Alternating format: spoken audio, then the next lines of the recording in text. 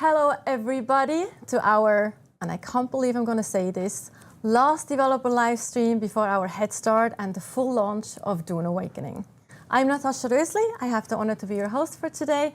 And I think I'm not the only one when I say I'm so excited for you to experience what our teams have been working on for the past years. So some of you have gotten a taste of what the game feels and looks like during the beta weekend. But today we go beyond the beta and show you a glimpse of mid and end game of Dune Awakening. We have first a little segment where we talk beta and combat. We then have live gameplay of Hagga Basin and also social hubs. We go into live gameplay of the Deep Desert. And as always, we have a Q&A in the end where we'll be connecting questions from you, from chat, live during the stream. But before we dive into all of that, let's watch a brand new video.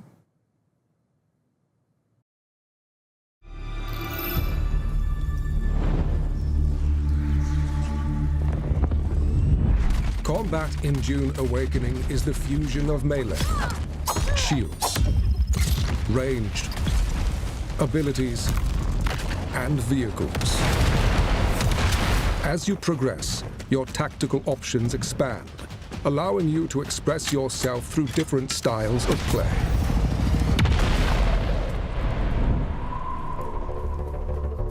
In the beginning, combat is a short, brutal affair. Do everything you can to knock your opponents off balance and open them up for a retaliating strike. Keep an eye on your stamina, or find yourself in trouble. Early abilities change the paradigm. Use the voice to force your enemies to come to you. Shigawire Claw to stagger an enemy. Knee charge into melee range. Ranged weapons like the Mauler pistol allow you to maintain distance and take down enemies from afar, until a shielded enemy enters the fray. Holtzman shields change the nature of combat. Their kinetic barrier can only be pierced by slow-moving objects. Fast on defense, slow on attack. Swords, daggers, kinjals, and rapiers are effective for dealing with shielded enemies, but without a shield of your own, you will quickly be overwhelmed by enemy fire. But the shields also have a weakness beyond the slow blade. Ranged attacks cannot be fired from inside an active shield, creating a window of opportunity for the others to exploit. Specialized range weapons can counteract shields. The drill shot rifle fires drilling darts that will attach to a shield and slowly pass through. The disruptor fires statically charged darts at variable speeds to overwhelm the power supply of the shield. Abilities can turn the tide of any battle. Swordmasters use their deflection ability to close the distance and bring their crippling strikes to bear on their enemies. Troopers use their techniques to take to the air and bring death from above. Bene Gesserit stop enemies in their tracks with the power of the voice, or use their Bindu dash to quickly close the gap. Mentats control the battlefield with their sentinel, or use the Hunter-Seeker for a silent takedown. Abilities, ranged weapons, shields and melee work in concert to allow mastery. But beyond mastery lies the spice. Consume it to awaken.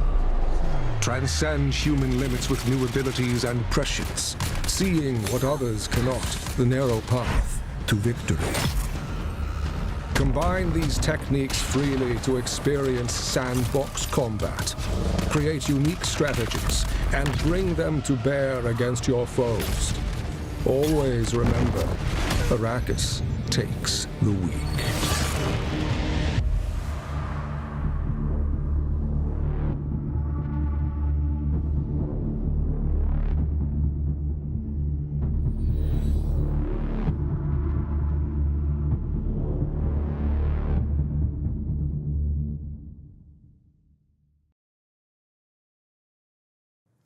And we are back and diving straight into our first segment, showing you mid-game in the Hagga Basin towards end-game as well. But first, let's of course introduce our guests for today.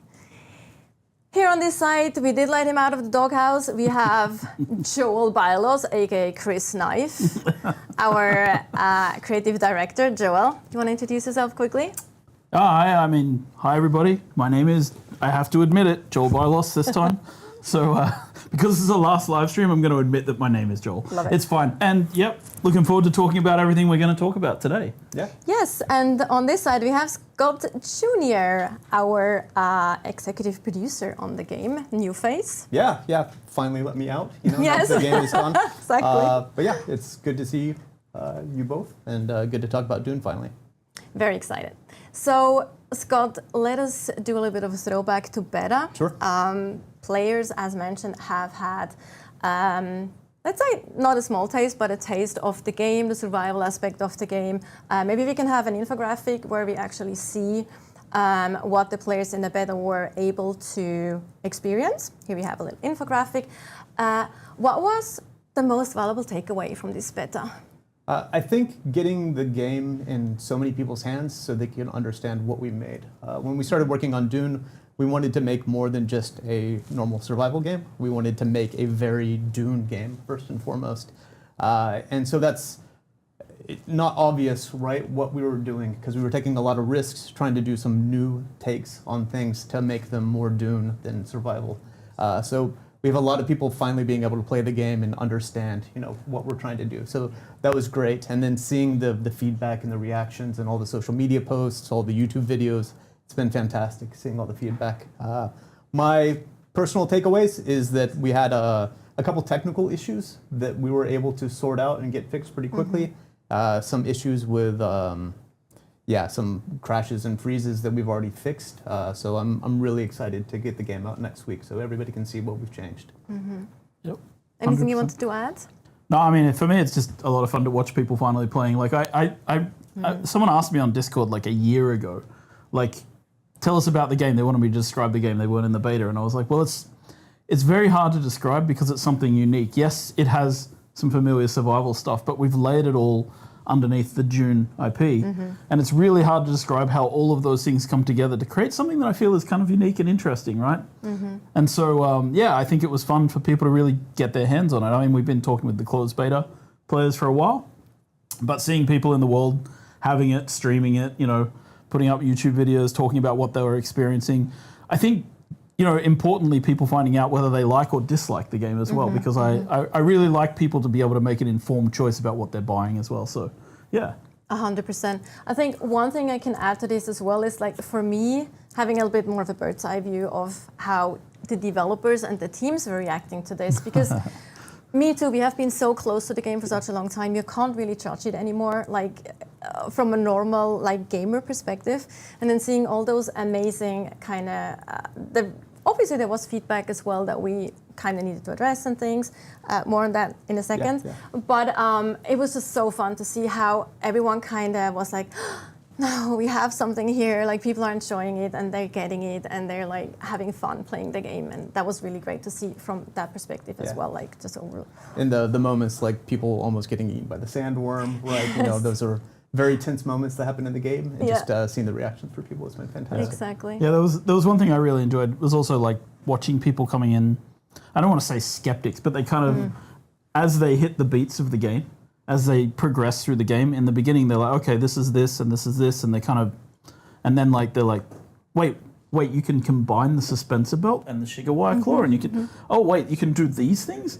oh, cool, I got and suddenly the game, like, it's opening up more and more, and they're really starting to understand the philosophy of how we approach the development with the sandbox, right? So, I don't know, as I saw people experience, I was just like, oh God, they're seeing it and doing it. It's They great. get it. They have those it. light bulb moments that you were hoping for, right? Yeah, Yes. and they just were growing more positive as they played more, right? And that to me is huge. It's really important. Yeah. And it's, as I mentioned, that are the things that are really great to see from kind of an outside perspective as well. And it was good, it's the first slide was showing this, right? It's just the first 20 hours. So it's just a taste of the game, right? It's just the very beginning of Act 1. We have so much more to show, and Which the best parts are here to the come. rest, quite a bit, like a little bit of the stream as well.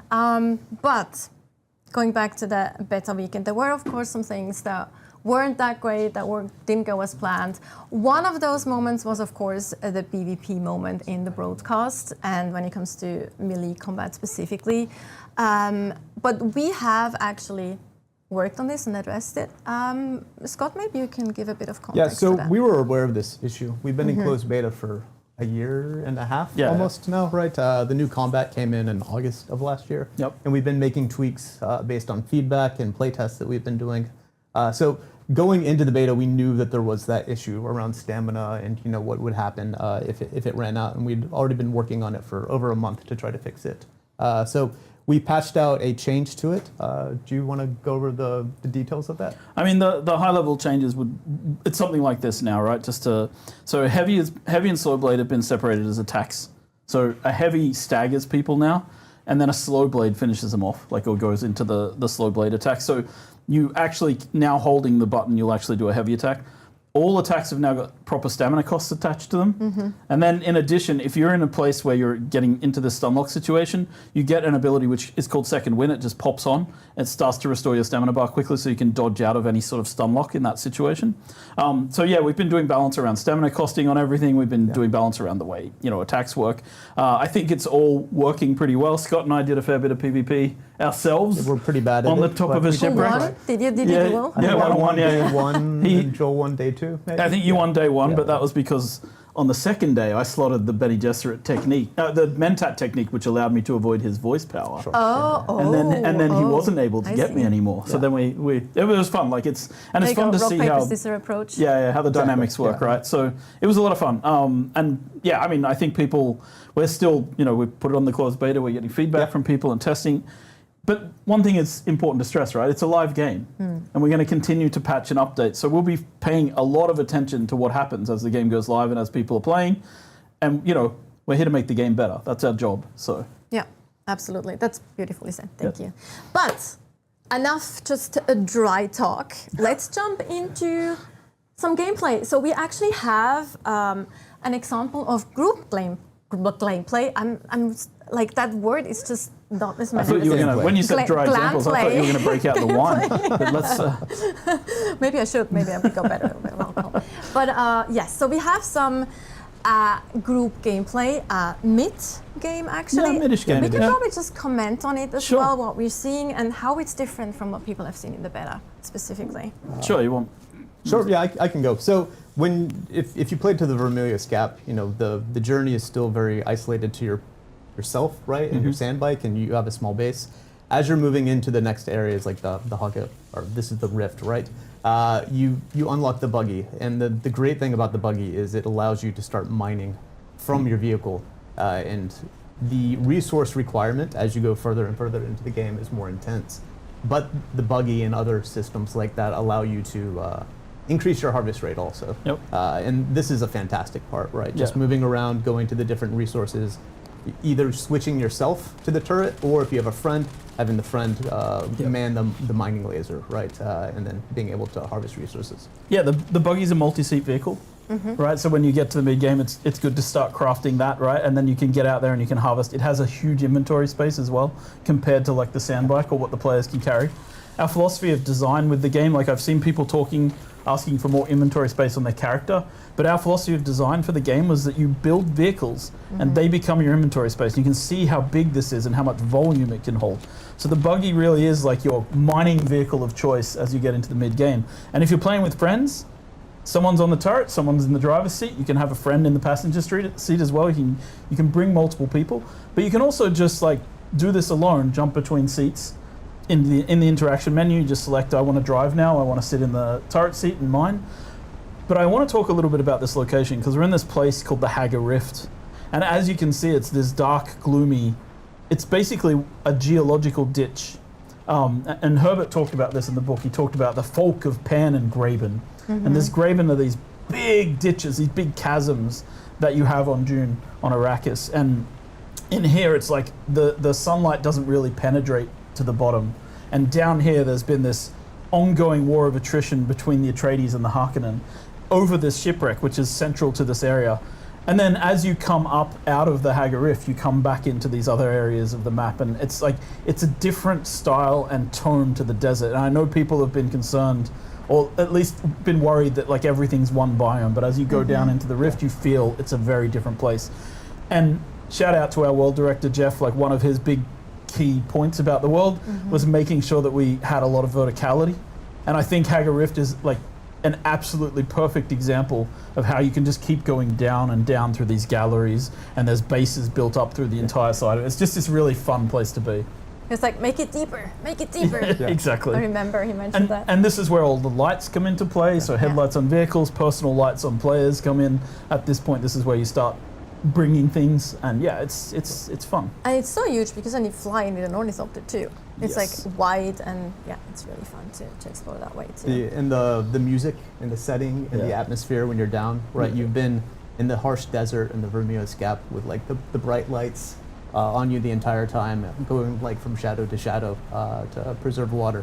When you get down there, like the music team's done a very good job of just setting the atmosphere. It feels almost cool. Is that when you're down there? That's our base in the distance there too, I think, where we're heading. So you can see the wreckage of like the wall. You can see that's a deserter base.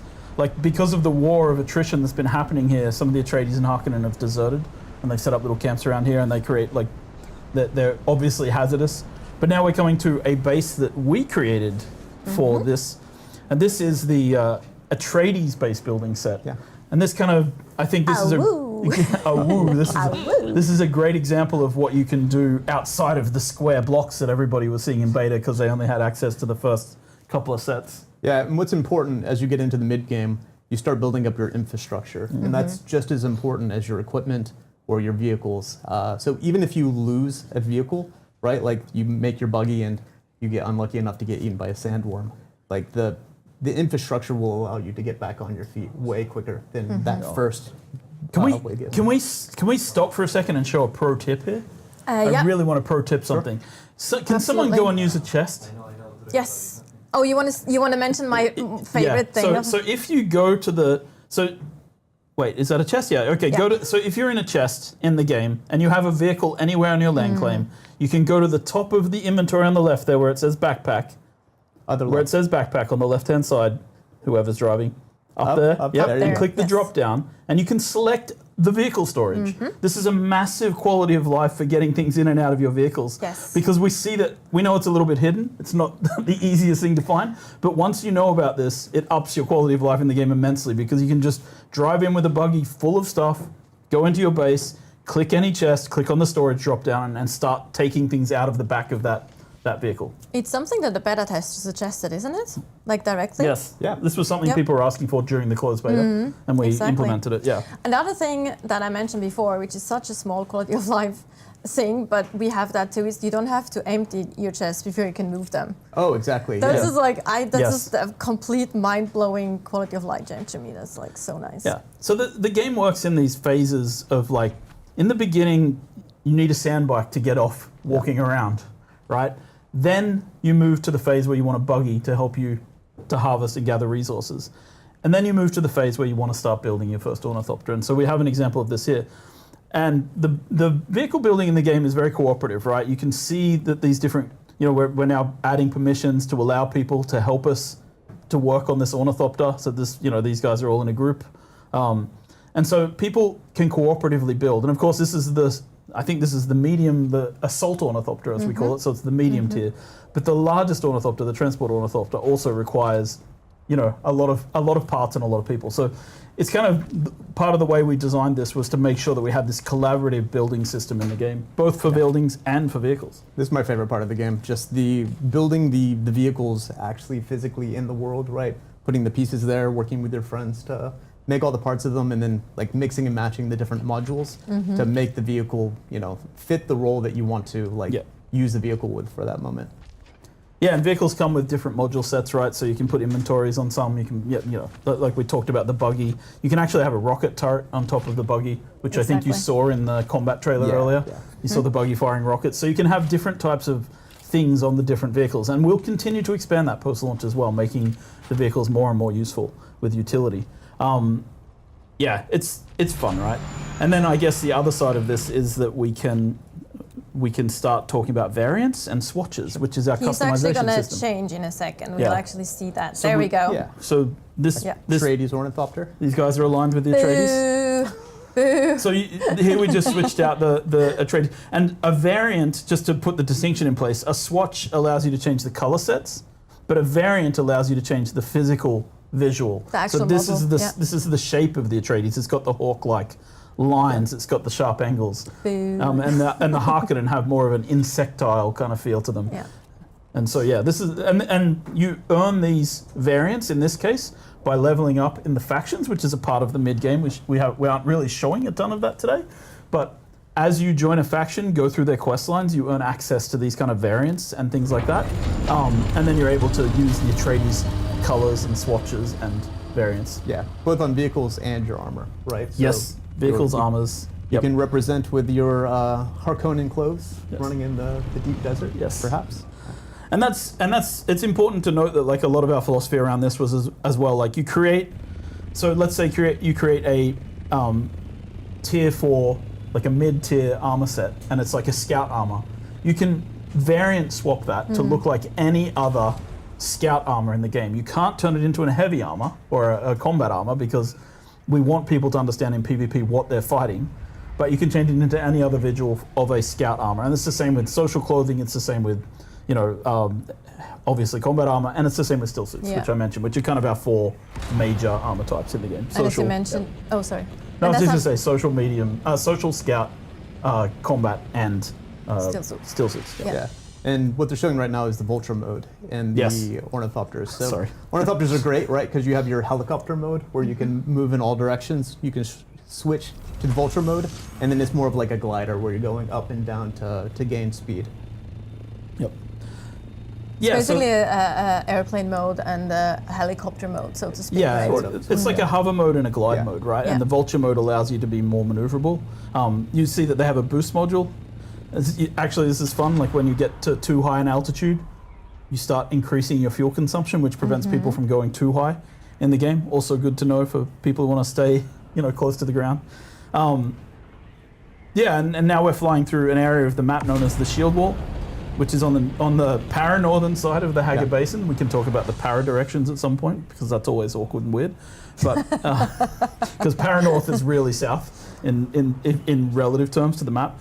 But these are rocky areas, so the sandworm is less of a threat up here, but the enemies are much harder, and the resources you gather up here are much more value, right, to what you're doing. So these are areas where you harvest. And the first time you're coming here, you don't actually have an ornithopter. More than likely, you don't, right? So then you're having to make the choice of do you bring your buggy here, which is really high, really hard to get to, or do you go with your sand bike and try to climb up the wall? So it's ultimately it's about choice, how you go to each of the biomes, and then which vehicles you bring, right, which enable different mechanics based on the one you want.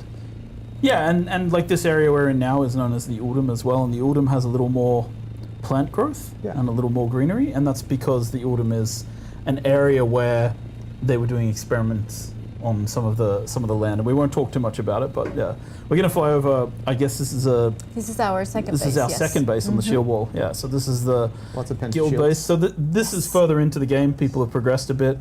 They're probably, so we divide the game into 4 phases: survive, protect, expand, and control. So this would be here. You're either on the expand or the control part of the game. The sort of last 2 phases, right? So you've got a bigger guild. You're working with a larger group of people potentially. You can still play the game solo at this point. Everything just takes a little longer and is a little harder to do on your own, right? And you can still do it. You can craft these ornithopters. there's no problem. But we encourage people to play together and work together in a multiplayer game. And we're showing off some building sets we've never shown before. Yes. These will be the Twitch drops. These are Twitch drops. Yeah. Exactly. So the one this is actually that one's Chome building set, but those round windows and the ceiling pieces, pretty much everything that's more metal than white stone, those are actually going to be Twitch drops that you will get. So they kind of expand on the existing Chome tier set, which I love them. I think they're very cool. Yeah. They're really cool looking. Yeah, and you can see what we'd expect a guild base to look like, right? Lots of production going on. It was something that we were really pushy on in the game development, making sure that the fabricators actually show the items being crafted as they craft, so you see them form up inside the fabrication units. And yes, I know this isn't exactly something from Dune lore. This is one of the places where I was like, I have to make a concession to the game. They don't have fabricators, they're not mentioned in the lore, but it's fine because it's cool. Rule of cool in some cases. Absolutely. And this is a vehicle fabricator, yeah. There's also circuits. Have we ever talked about circuits before? Nope, not actively. You can please feel free. They're pretty neat. It's not as intense as Factorio, right? Making blue science or anything like that. But you are able to set up different circuits in your base, so you can have some containers feeding into some fabricators feeding into others. You'll never have 100% automation like you would get in a factory builder game, but it does enable you as you get to mid game to start having a fair bit of automation in the game when you're playing, because water and electricity become quite a burden if you don't start upgrading your gear and the infrastructure like we were talking about before. So we introduced passive ways to get water, which is a huge help, because water in the mid and to the end game even is really important through all aspects, not just survival but also crafting. For my fellow lore nerds out there, we call the passive water generation wind traps. I was just about to say there are actually some wind traps on this, and we've seen some while we walked by them as well. And it's just you also see here how much bigger those refineries are. We also saw a spice refinery as well, actually. There were spice refineries. Yep. Yeah, and that we just saw a room with some decorations in it as well. Just to you can pimp up your area in a sense, put out holograms. It was quite funny because here's a fun anecdote from development. The artist made a bunch of the artist made a bunch of pot plants. For people to put in their bases, and I was like, guys, it's June. There is no water to water those. So we have a lot of holograms in your planted now. buildings. I was like, they we look can great, have. though. Then I keep saying the word holograms. Sorry, everyone. Solido projections. Solido projections of You'd plants. be yelling at yourself. Oh my god, I'd be so mad. I'd be so mad if I wasn't me right now. If you like decorations, you need to explore quite a bit. Yes. Right? We don't unlock them all. Yes. Go to trade posts. Go to places where there are people. You can unlock tons of the stuff that you're seeing around in the base here. Exactly. You have to work a little bit for it. You have to work a little though. bit for it. Yeah. Explore, find people that sell you stuff. And obviously these doors, the pentashield doors and things as well. Once you reach a certain stage in Dune, you can put shielded doors out, so you don't have to have doors that open and close. Exactly. And that's really useful for when you have flying vehicles, you want to land in hangars, you don't have to wait for a door to open. Some of the cool stuff I've seen in beta is they will make a huge base, but it's kind of covering a road. So they'll open up the middle of it and then set the permissions on the pinto shields so that you can actually drive through it. So you can't go into their base, but you can still go through the middle of their base, which is nice. It's nice. Yeah, I agree. Good guy players. Good guy players, Yeah. So I think we're actually gonna go up to the roof now and build a transport ornithopter. Oh, nice. Great. Which No. not yet? Okay, not yet. No, we're not. Excuse me. No, we're not. We're We're wrong. gonna run around the base a little Not bit wrong. more. We're still doing other things. That's an okay. But few ornithopters. What hovering we'd around. like to do is, because we're actually going to go to a social hub later on, and we'd like to throw that to, unfortunately we can do only Twitch, so I'm sorry YouTube, we'll love you over there too. It's just our bot is being a bit difficult. So we'd like to do a poll, throw that to Twitch chat only for today. Which of the social hubs you'd like to see? We have 2 available in the game right now. One is Arrakis, the other one is Hagga, and you can choose which of those you'd like to see today.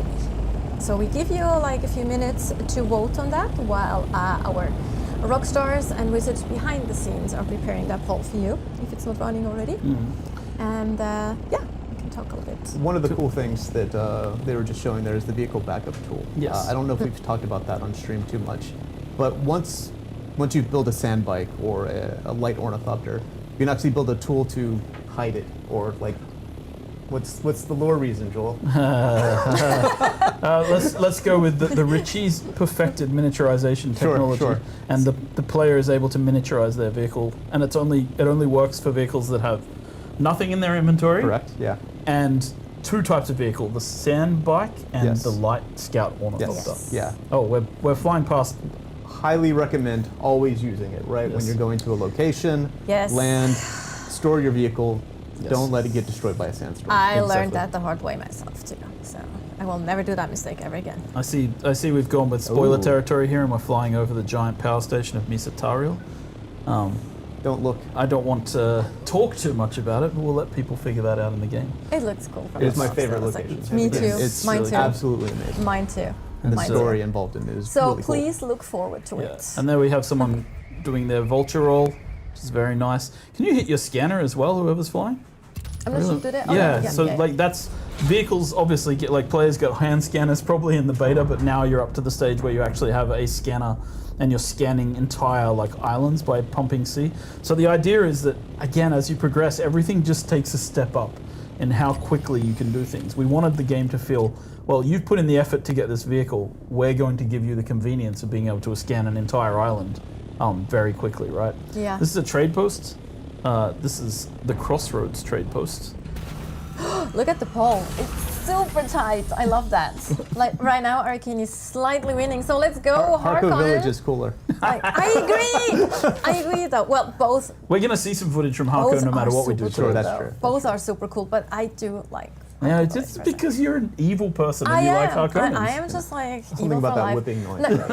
No, you know the fun part is I always try to go evil in like games where you have a choice, and then I end up course. good anyway. Yeah, like, because bad you for can't the- bring yourself to do Feel it. bad for No. those characters, So- I'm right? just- Yeah. yeah. So these are the pilots. They were disabled in the beta. You may have met one at the first trade post if you were playing. And we're going to Arrakis, by the way. We're going to one. Arrakis? Yes. All right. Okay, It's fine.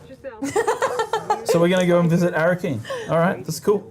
The pilot only takes cash, so you can't have credit. You have to have cash. So we're heading to Arrakis. She doesn't use it on sunscreen, that's for sure, because she was really sunburned. Like, so let's just get that out there. Yes. But yeah, you need to have the cash on you as Yeah. well. One of the features in the game that we haven't really spoken about too much. I mean, well, we have a bit. We've spoken, but I don't think people picked it up in the beta. Oh, here we go. Well, I'll let us arrive because this is cool. This is Arrakis. And as we arrive in Arrakis, so one of the features we have in the game is the CommuniNet system. And when a player opens their CommuniNet, they can choose radio stations to listen to in the game, a la like a Fallout game or a GTA game. And this guy, Finno Gary, he runs this trash shop, but he actually has a show on the Atreides radio. And if you listen to the show, it's his daughter talking about their adventures on how they got all this salvage that shows up. So it's kind of fun to just like narratively listen. You know, we tried to connect everything in the world. This is again, I want to make this point because I feel like I see it sometimes online, and it's a little, let's say, disheartening. People, we were advertising the game and saying the word MMO, and then people were like, oh, they took all that off, and we took it off because we do feel like this is a huge world completely worth exploring with lots of other people. But it's not an MMORPG, Yeah. and people were getting confused by that. Yeah. So we took it down. But I think it's clear when you look at places like our social hubs, our exchange system, our banking system, that we have a lot of elements from those style of games here, right? So yeah, we're looking at the exchange right now. Players can post things on the exchange, and this is this is the banker. bank. Would you like to depart? One of the great things here is you can actually store items and credits, right? So say you're going to take a long vacation, you're worried about your base getting destroyed for some reason, you can actually fly to Arrakis and dump a bunch of stuff in here. I was actually thinking is like one of the great things here is his mustache. Sure, Yeah, that's I was also expecting it to fantastic. come in on the mustache. I mean, we've all seen the Fantastic mustache. You also pay taxes here. Yes. Like, because Yeah. you need to, like, for the bigger Gotta keep your sub shields fees, you up. actually Yeah. need to make sure you have your taxes paid to the and this is where you pay. This is the Emperor? imperial consulate, as we call it. Yeah. This is where you go to pay your taxes to the Imperium. So the first sub-thief console that you place on Arrakis, the basic one that you place in the starting area, you don't have any taxes to pay on that. But once you get a bit further into the game and you start building bigger bases, you pay taxes. Once you start expanding that land claim, which you do through these land claim extenders, you start paying more tax. So the idea is that the larger guilds who have more members, who are more capable of achieving things in the game, they have a higher tax rate because they're building out larger spaces. And that, that's our way of making it fair for people who only play solo as well, so they don't have as much tax to pay. The other important thing about the cities is that's where you really progress through the faction storylines, right? So here's where you're going to come and officially join the Atreides or join the Harkonnens and start vying for the Lands Red system and getting involved in the politics of the entire world. And this is where the advanced trainers are as well. Yeah. The people who want to progress past the basic level of training in their particular chosen classes. Except for Derek. Oh, Derek, the planetologist, he's everywhere. He's just traveling around. He's everywhere. He's a wandering mentor. You can find him anywhere. Yeah, he's here. He's there. He's everywhere. Derek Chenard. Okay, no, enough. Sorry. It's okay. No, but you have contracts here, of course, as well, and specific vendors, so they have a lot of things to sell as well. Yes, and the main story brings you to these locations as well. Yes. So now we actually get a glimpse of the overland map. Yes. So you can use the pilots in the trade post to fly to the hubs like we showed, and you use those same pilots to get back. But once you have your own ornithopter, you can just fly to the edge of the Hagga Basin map, and you'll get a prompt asking you if you'd like to go to the overland map. And this is the overland map. And this is, again, one of the things that I think kind of breaks us away from your standard survival game. This is where we have the ability to infinitely expand this game, where we have multiple maps that players can go to. I think this is where you go to reach the deep desert. This is where you go to reach several of the story maps. Right now we've landed on a fuel deposit and we're just picking up a bit of fuel, refueling our ornithopter on there. We're able to expand here for a long time, and this is kind of part of what, again, we wanted to do to make this a coherent universe, right? And make Dune feel like something that, we're going to be working on and adding to for a long time.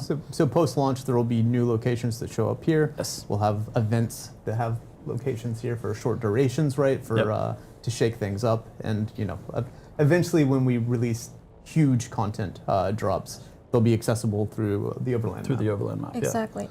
One other thing that you can find in the overlap map, which also goes into the story, that we really would like to talk a little bit more about, because we haven't as you mentioned, it takes a while to also get the story going, so people during the beta weekend haven't actually seen much of that. So via the overlap map you can also access some of these story dungeons, and we actually do have some footage of one of those dungeons that await you. And Joel and Scott can probably give a little bit of context to what we're seeing. Part of Act 2. So here we're not going to spoil too much of the story, but this is kind of the theme of Act 2, right? You've moved from a survivor doing the trials, now you're getting involved in the politics. Look, the kitten is back. Yeah, so there's a lot more interaction with NPCs, dialogue, there's a lot more cinematics, and a lot of locations outside the Hagga Basin that you'll be going to. One of my favorite characters too. Yeah, I love her. Everyone does. And the Cone of Silence. We didn't mention the Cone of Silence, but you're inside the Cone of Silence here, and the game actually dampens all the sound outside of it when you enter, which is pretty cool. To be distributed in the water supply of this water shipper. The act of Chormurky for law people who understand. What is that, by the way? I actually don't know what the that Assassin's is. Handbook describes certain poisons. Chormurky is poison in the drink. That's actually something I didn't know. I was wondering about that earlier. I didn't know what that term is. So you see we have a dialogue system in the game where you can make choices based on several of the things that you've done in the game as well. Your background at the start has some payoff here. This water shipper is wealthy. Again, it's not like, we're not making an Obsidian RPG with all of the choices that something like that has, but we're doing a level of this that's above and beyond what most survival games do, I think. And you will be interacting with some Dune characters that people look are at her familiar last with. name. Dune fans probably recognize already that last name. Yep.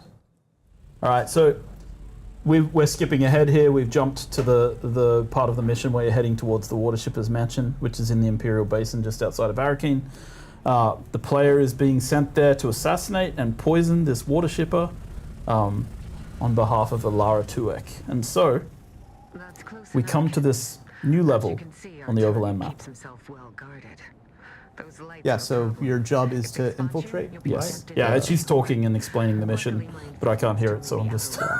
But one of the things we wanted to do is make sure all the abilities still work in these. So it is Yes. still very sandboxy. yeah, There will always be multiple approaches. You Yeah. know, if you have a Shigawire Claw, you can use that to grappling hook over some areas. If not, you know, then you're gonna have to be a little bit more stealthy and avoid the searchlights. yeah, exactly. It's one of those things where our philosophy is like we give people all these tools, but it's a sandbox. Play the way you want to play. Like here, it's we have to find a guy called Yargan, who's her contact. He's supposed to be waiting for you by one of the storage sheds. And so like it's like we're quite nice to people. You might get spotted, but you can escape the lights quickly. Yeah. That's the one we found here. You can read the dialogue here. It's fun. One of those ones. And again, depending on your background, you actually get different choices to to the dialogue. Character creation is important. Why don't we just have this conversation in that spotlight over there? This he's a grumpy I guy. agreed to help Alara with this. It was because her old man got me out of a few scrapes back in the day. But if you get caught, we ain't met. Especially when he talks about the place. Got it? You'll appreciate this option. Good. I know. Then ask your question. It's like, so which background? Guarded like a princess's virtue. Which background do you have to get that option now? That one's for everyone for free. It's for everyone, that's for free. Okay, there you go. I love that we have it in a video too. You listen, smart ass. But there's so many little Easter eggs and fun things that you also wrote, like especially also for like weapon weapon descriptions and descriptions, things. item It's super descriptions. fun. Like everything's connected. Like for those of you who do like lore and who know Dune lore as well, you will find a lot of connections. But also for the ones who don't, It's been a while. Yeah. it's super fun to just. Follow the path. He's also Find explaining things. the different ways that you can approach this quest right now. So he's sort of explaining to you, there's like two paths that you can take. Like you don't have to go this way, you don't have to go that way. Here's how you can get in, there's how you can get in, right? So as a player, you can approach this, again, in kind of that sandbox approach. It's like, again, I don't want to oversell it. It's not an immersive sim where you have like the Dishonored level of, but you can definitely find alternate paths into the mansion to achieve your mission.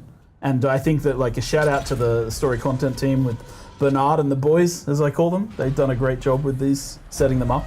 And here's what Scott was talking about, where I've set the game up in this way. I'm a Bene Gesserit. I'm just going to stun this guy, and then I'll be able to walk past him, and he won't even notice me. He won't call the guards because he doesn't see me, right? And so you can use your abilities, your skills that you've picked up in the game to just pass through these areas, and yeah, it's kind of fun, right? And we just wanted to show that we have more than just the basic survival game. There's way more going on here. Yeah, especially like I think it takes about let's assume you ignore everything else because there's a lot of choices for you how you want to approach Dune Awakening and what there's to do.